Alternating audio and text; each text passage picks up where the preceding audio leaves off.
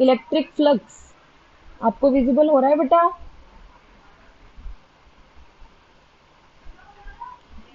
Okay. कल हमने numerical किए थे टॉर्क और पोटेंशियल एनर्जी से रिलेटेड, ठीक है? तो पोटेंशियल एनर्जी की ऐसा यूनिट क्या होती है? जूल होती है। और टॉर्क की क्या होती है? टॉर्क होता है force into newton metre. Force into either force into torque क्या होता है? फोर्स इनटू परपेंडिकुलर डिस्टेंस, ठीक है? फोर्स की क्या होती है? न्यूटन, डिस्टेंस की क्या होती है? मीटर, ठीक है? उसके बाद हमने क्या किया था? पोटेंशियल एनर्जी का एक्सप्रेशन निकाला था। टॉर्क का फॉर्मूला क्या आया था हमारे पास? पी क्रॉस ई, पी ई साइन थीटा, ठीक है? और पोटेंशियल एनर्जी का हमारे पास क्या आया था? यू कह सकते हो आप इसको, P E cos theta two minus cos theta one. Minus में था प्लस में था? यू की वैल्यू माइनस, ठीक है? तो ये हमने कर लिया था कल टॉपिक। तो आज हमारा है नेक्स्ट टॉपिक है इलेक्ट्रिक फ्लक्स, ठीक है? तो इलेक्ट्रिक फ्लक्स क्या है, इसको हम डिनोट करते हैं फाई बी। जैसे आप इलेक्ट्रोस्टैटिक में टॉपिक कर रहे हो, सेम आपके टॉपिक हैं आपके मैग्नेटिज्म में। मैग्नेटिक जो यूनिट है आपकी थर्ड फोर्थ यूनिट है, दो चैप्टर है, दो यूनिट लगा सकते हो उसमें। सारा ये इलेक्ट्रिक से रिलेटेड कंसेप्ट ही रिपीट होंगे। तो अगर ये क्लियर होंगे तो वो अच्छे से कर पाओगे आप, ठीक है? ब्लर हो रहा है क्या? विजिबल हो रहा है आपको? Number of electric field lines crossing any area. जैसे सनलाइट किसी सन रेज आती हैं किसी विंडो से क्रॉस करती हैं रूम में, तो उनकी जितनी भी नंबर होती हैं उन नंबर को किसी पर्टिकुलर एरिया में से कितनी फील्ड लाइंस क्रॉस करती हैं इलेक्ट्रिक फील्ड लाइंस, उसको हम बोलते हैं फाई बी। तो फाई बी का फॉर्मूला क्या होता है हमारे पास? Electric field lines E dot small area में से स्मॉल इलेक्ट्रिक फ्लक्स होगी, तो ई डॉट डेल्टा एस या D S, E dot D S ले सकते हैं हम, डी फाइव बी। मतलब स्मॉल एरिया है हमारे पास, स्मॉल एरिया में से small electric field lines cross करती हैं, तो इस फिजिकल क्वांटिटी को हम बोलते हैं इलेक्ट्रिक फ्लक्स फाइव बी। तो इलेक्ट्रिक फ्लक्स क्या होता है? E multiply that area, electric field multiply that area. अगर स्मॉल इलेक्ट्रिक फ्लक्स होगी तो स्मॉल एरिया के लिए होगी। अगर हमें पूरा एरिया के लिए, टोटल एरिया के लिए, इसका थोड़े से पार्ट के लिए मैंने पहले फ्लक्स निकाल ली डीएस के लिए, वो फ्लक्स की वैल्यू क्या होगी? जितनी इसके अंदर से इलेक्ट्रिक फील्ड लाइंस पास हो रही हैं और मल्टीप्लाई दैट पर्टिकुलर एरिया। अगर मुझे टोटल फ्लक्स निकालनी है फाइव बी, तो मैं डी फाइव बी का क्या कर दूंगी? Integration, close integration, close structure का इंटीग्रेशन। और राइट हैंड साइड भी क्या हो जाएगा इसका? कंप्लीट ई डॉट डी एस का क्लोज इंटीग्रेशन क्या हो जाएगा आपका? Total electric flux. तो टोटल इलेक्ट्रिक फ्लक्स क्या होती है? नंबर, इंटीग्रेशन ही होता है, बस क्लोज्ड पार्ट का ले लेते हैं हम, ठीक है? क्लोज्ड पूरे बॉडी का जितने एरिया में से वो number of field lines pass हो रही हैं, ठीक है? ये लगाओ ना लगाओ इससे कोई फर्क नहीं पड़ता, क्लोज्ड इंटीग्रेशन होता है ये, ठीक है? तो इंटीग्रेशन ही है मेनली, बस लिखने में क्लोज पूरा क्लोज इंटीग्रल हो गया। तो फाइव भी जैसे हमारी डेफिनेशन है, number of electric field lines. Electric field lines means electric field. Electric field की यूनिट क्या होती है? हम किस में मेजर करते हैं इलेक्ट्रिक फील्ड को? इलेक्ट्रिक फील्ड की ऐसा यूनिट क्या होती है? न्यूटन पर कूलम। हम लिखते हैं E is equal to F upon Q. तो एफ की होगी न्यूटन, चार्ज की होगी कूलम। तो न्यूटन पर coulomb E multiply that area, definition में ही इसका फॉर्मूला है, ठीक है? अब हमने डॉट प्रोडक्ट ही क्यों लिए, क्रॉस प्रोडक्ट क्यों नहीं लिए यहाँ पे, ये आपको प्रूव करेंगे अभी, ठीक है? जैसे हम कोई भी पर्टिकुलर मटेरियल लगा लेते हैं, जस्ट वन सेकेंड बेटा। देखो जैसे एक ये है आपको, ये डायरी है, ठीक है? अब इलेक्ट्रिक फील्ड लाइंस यहां से एंटर हो रही हैं, ठीक है? एक तो यहां से एंटर होंगी तो वो इलेक्ट्रिक फील्ड लाइंस कम होंगी। अगर मैं इस एरिया को यूं कर दूं थ्री डी में, तो कितनी number of electric field lines ज्यादा होंगी या कम होंगी? बताओ। ऐसे करेंगे तो सिर्फ यहां यहां से पास होंगी। अगर यूं इसको इस तरह प्लेस करेंगे, जैसे मैंने ये प्लेस किया, ये ऑब्जेक्ट प्लेस किया, ये विंडो कंज्यूम की थी, एज्यूम की थी, तो यहाँ पे मैंने इसको भी इस तरह से प्लेस कर दिया, तो इस केस में ज्यादा फील्ड लाइंस आएंगी या इस केस में पास होंगी? परपेंडिकुलर। तो इस केस में क्या होगी, एरिया जितना ज्यादा होगा इलेक्ट्रिक फील्ड लाइंस भी क्या होंगी, उतनी ज्यादा होंगी। जैसे ये मेरा हैंड है, अगर मैं हैंड को यूं रखूंगी परपेंडिकुलर टू दी सरफेस, ठीक है, ये एरिया है, परपेंडिकुलर टू दी सरफेस रखूंगी मैं इसको, तो इस केस में ज्यादा इलेक्ट्रिक फील्ड लाइंस जाएंगी एज कंपेयर टू दिस। किस केस में जाएंगी, परपेंडिकुलर। तो इसमें एरिया ज्यादा होगा, उसमें इलेक्ट्रिक फील्ड लाइंस भी क्या होंगी, ज्यादा होंगी। ये तो आपको समझ में आ गया। अब देखो जो मैंने लिखा है फाइव बी, क्या होता है, मैंने डी फाइव बी का इंटीग्रेशन किया, close integration of E dot D S. जब मैं डॉट प्रोडक्ट को ओपन करती हूं तो वहां पे कौन सा एंगल आता है, डॉट प्रोडक्ट को ओपन करूंगी तो वहां पे क्या आएगा, कोस थीटा, थीटा।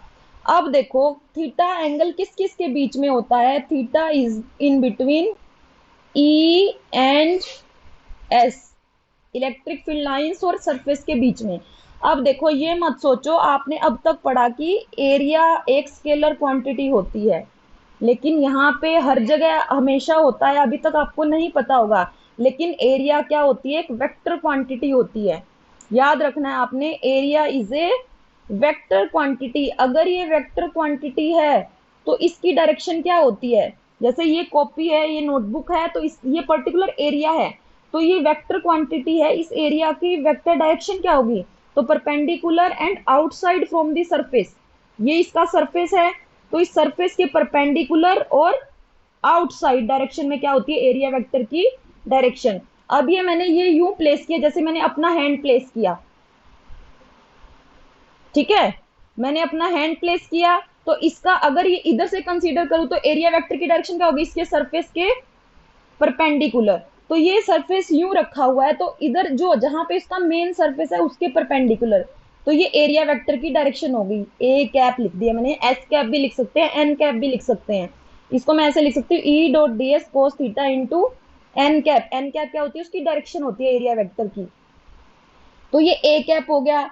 अब इलेक्ट्रिक फील्ड भी क्या एक वेक्टर है, इसकी डायरेक्शन ये दिखा रखी है मैंने एरो से, पॉजिटिव टू नेगेटिव, ठीक है। तो एरिया वेक्टर और इलेक्ट्रिक फील्ड के बीच में कितना एंगल हो गया, एरिया वेक्टर 0। अब देखो जैसे मैंने ये बताया था, अब यूं नहीं कि एरिया वेक्टर की डायरेक्शन आप इस साइड लोगे या इस साइड लोगे, इसका मेन सरफेस ये है, तो इसके परपेंडिकुलर ऊपर की साइड। अगर मैं इसको यूं प्लेस कर दूं जैसे मैंने विंडो प्लेस की है, तो इलेक्ट्रिक फील्ड की डायरेक्शन जाएगी हमारी साइड में, इस साइड, ठीक है, perpendicular to the surface and outside. याद रखिए एरिया वेक्टर की डायरेक्शन क्या होती है, perpendicular to surface and in outward direction, ठीक है, हर जगह।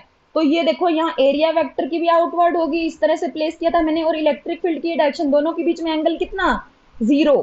तो ई डी एस कोस 0, कोस 0 की वैल्यू कितनी, 1। तो ई डी एस, तो इस केस में हमारी फ्लक्स क्या रहेगी, मैक्सिमम रहेगी। ये क्या होगी, फ्लक्स, ज्यादा number of electric field lines किसी एरिया में से पास होंगी, फाई भी मैक्सिमम होगी, जब ई और डी एस के बीच में एंगल कितना रहेगा, 0 डिग्री। समझ में आई। इलेक्ट्रिक फ्लक्स एक स्केलर क्वांटिटी है, याद रखना, phi B is a scalar quantity, इसकी कोई डायरेक्शन नहीं होती, although it is a product of two vector quantities. हालांकि ये प्रोडक्ट है दो वेक्टर की क्वांटिटीज की, लेकिन फिर भी फाई बी क्या होती है, एक स्केलर क्वांटिटी होती है, जो सिर्फ क्या बताती है, किसी पर्टिकुलर एरिया में से कितनी number of field lines pass हो रही हैं। क्लियर हुआ कंसेप्ट। इलेक्ट्रिक फ्लक्स क्या बताती है, कितनी फील्ड लाइंस पास होंगी, नंबर, उनकी नंबर, अमाउंट कितनी है, उनकी क्वांटिटी कितनी है। इसका फॉर्मूला होगा E dot D S, small area के लिए, पूरे एरिया के लिए उसका इंटीग्रेशन कर दिया, क्लोज इंटीग्रेशन, और मेनली हम यही पढ़ेंगे, phi B is equal to integration of E dot D S. Dot को हटाएंगे तो कोस थीटा, थीटा हमने इस केस में देखा तो ये आया। अगर मैं यहाँ पे ये केस कंसीडर करी हूँ, ये मैंने यूं रख दिया, इसी को ही, जो यहाँ पे मैंने विंडो प्लेस की थी, इसको इस तरह से रख दिया पैरेलल टू दी सरफेस, तो ये इलेक्ट्रिक फील्ड लाइंस है। अब देखो इलेक्ट्रिक फील्ड की डायरेक्शन क्या हो गई, ये डायरेक्शन, और एरिया वेक्टर ये नहीं होगा, जहां पे मेन एरिया, एरिया वेक्टर की डायरेक्शन क्या होगी, जहां पे ये मेरी पेन की नोब है ऊपर की साइड, एरिया वेक्टर क्या होता है, outside and perpendicular to the surface, तो ये एरिया वेक्टर है। तो एरिया वेक्टर आउटसाइड मैंने यूं दिखा दिया, एरिया वेक्टर और ई के बीच में एंगल कितना, 90। और आपको देखने पे भी पता चल रहा है, अगर मैं हैंड को यूं प्लेस करती हूँ पैरेलल टू दी सरफेस, तो कुछ एक इलेक्ट्रिक फील्ड लाइंस पास होंगी बिल्कुल ना के बराबर, उसको हम ले लेंगे 0। अगर मैं यूं रखती हूँ इसकी तरह, तो मैक्सिमम ई डॉट डी एस जितनी हमारी फ्लक्स मिल जाएगी। ई की वैल्यू दे रखी होगी, डीएस की वैल्यू होगी, दोनों को मल्टीप्लाई करके हमारी फ्लक्स आ जाएगी। लेकिन इस केस में अगर हम निकालें, तो यहाँ पे क्या होगा, E dot D S, E D S cos 90, cos 90, cos 90, cos 90। अगर यहाँ पे मैंने phi B E dot D S लिए इंटीग्रेशन कर दिया, तो यहाँ पे एस हो जाएगा। तो ई एस भी ले सकते हो, ई डी एस भी ले सकते हो, डी फाइव भी आ जाएगा। तो यहाँ से फाइव भी आ जाएगा, E into S maximum flux. तो यहाँ पे भी डी फाइव बी की वैल्यू अगर ये है, कोस 90 क्या होता है, 0। तो फाइव बी क्या हो गया, कंप्लीट 0, ऑलमोस्ट 0 होंगी इस केस में। अब देखो, अगर मैं आपको ये बता रही थी कि यहाँ पे मैंने डॉट प्रोडक्ट ही क्यों लिया, क्रॉस प्रोडक्ट क्यों नहीं लिया। अब देखो, अगर यहाँ पे क्रॉस प्रोडक्ट होता, ई क्रॉस डी एस या फिर ई क्रॉस एस ले लेते हम पर मैक्सिमम एरिया के लिए, तो यहाँ पे फॉर्मूला बनता ई एस साइन थीटा। और हमें पता है इस केस में ज्यादा फील्ड लाइंस निकल रही हैं, देखने से ही पता चल रहा है क्योंकि एरिया बड़ा है। अब देखो यहाँ पे एंगल कितना था दोनों के बीच में, 0, ई और ए के बीच में, क्योंकि ई और ए की प्रोडक्ट है, ई और एस की प्रोडक्ट है, एरिया की और इलेक्ट्रिक फील्ड की। अगर मैं यहाँ साइन 0 पुट करूँ, साइन 0 तो 0, तो हमारा ये केस तो रॉन्ग बन रहा है साइन से। तो हम साइन ना लेके हम क्या लेते हैं, डॉट प्रोडक्ट लेते हैं, जिसमें हमारा थ्योरेटिकल कंसेप्चुअल डेली लाइफ का केस भी क्या हो जाता है, वेरीफाई हो रहा है कि हमने डॉट प्रोडक्ट क्यों लिया, क्योंकि हमारी कंडीशन वेरीफाई हो रही है कि जिस केस में एंगल 0 होता है हमारा, उस केस में मैक्सिमम फ्लक्स होती है। जिस केस में एंगल 90 होता है उस केस में फ्लक्स की वैल्यू क्या होती है, 0 होती है। तो आपकी इलेक्ट्रिक फ्लक्स 0 भी होती है, पॉजिटिव भी होती है और नेगेटिव भी होती है। याद रखना, ये एक स्केलर क्वांटिटी है। कुछ नियम है, कई जगह एस ले रही हो, कई जगह ए ले रही हो। सरफेस ले सकते हो, एरिया ले सकते हो, एरिया को ए से भी डिनोट कर सकते हो और एस से भी नोट कर सकते हो।